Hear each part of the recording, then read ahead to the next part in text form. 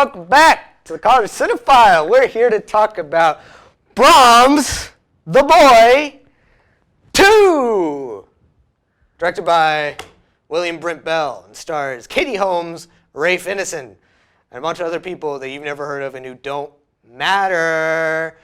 Isaiah. I'm joined today by Isaiah, by the way. Hello. What'd you think of it? Did you like it? No. It's just... okay, look.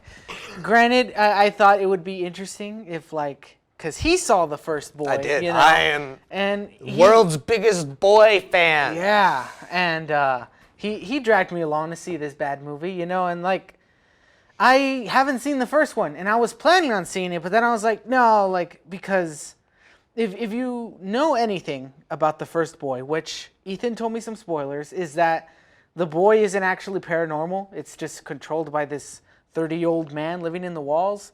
But yet all the advertisement and trailers are advertising it as another paranormal movie. So I figured, okay, they're advertising it to people who haven't seen the movie. That's me. Okay, but either way, it's still very boring and nothing ever happens. You're better off not having seen the first one. The first movie is a boring movie, but it is interesting because of that twist at the end. But by the nature of me having seen the first one, going into this, I was confused the entire time because it does not follow the same logic as the first movie at all.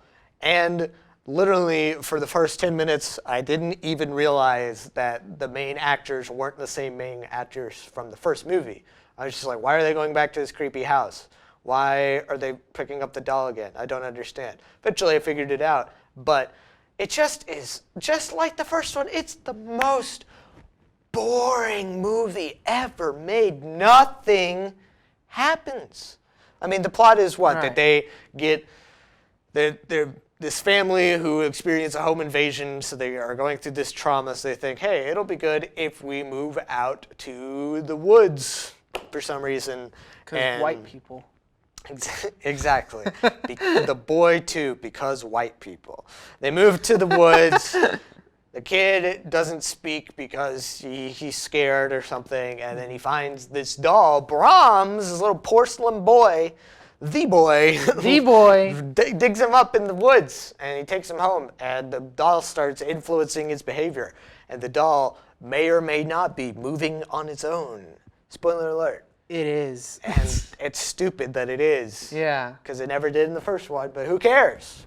I guess you could take the argument that maybe the people were like, okay, so that twist, I guess, didn't work for a lot of audiences because we made a lot of money, but critically it wasn't great. So we'll change it this time around. But the change does nothing to the story. It doesn't add any other level of tension, anything service to the story. And it's just, the pacing is really bad. Yep. It's so slow, and you kind of want more to happen, even though it is a PG-13 movie. Granted, better PG-13 movies have made better with less. And it's... Yeah.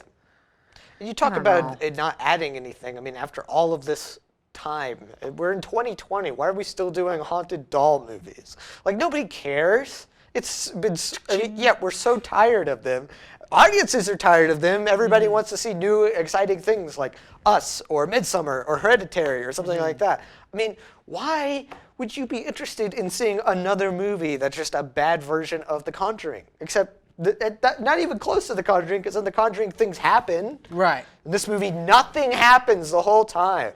It's very uninspired. There's a couple cool shots, I guess, because I guess they have the budget, might as well. But it's just, it's there's no creativity behind it. It's they're not even trying, and it's probably one of the films where it's the most first draft dialogue I've ever heard. It's so dry.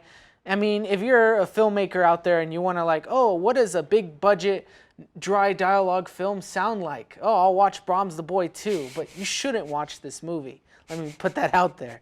It's just, my goodness, the actors, I guess they're trying, but they're not working with much here. I mean, it just feels like such a cheap movie. I mean, they don't even have the cool, interesting house from the first one. And this one, it's just, I mean, it's like they're staying in an Airbnb or something.